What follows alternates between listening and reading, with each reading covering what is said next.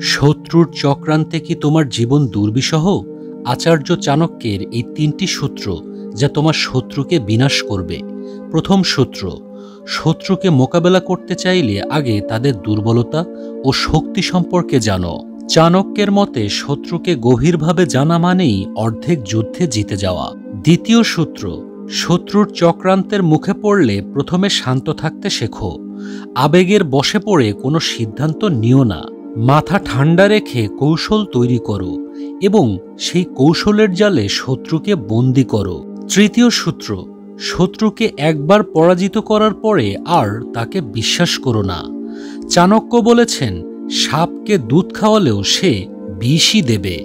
তাই সব পরিস্থিতিতে নিজের নিরাপত্তা ও পরিকল্পনা নিয়ে সতর্ক থাকো।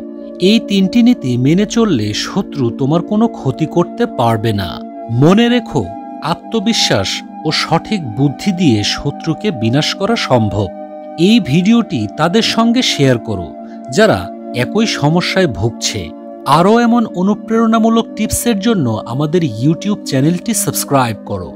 সবাইকে অসংখ্য ধন্যবাদ সম্পূর্ণ ভিডিওটুকু দেখার জন্য।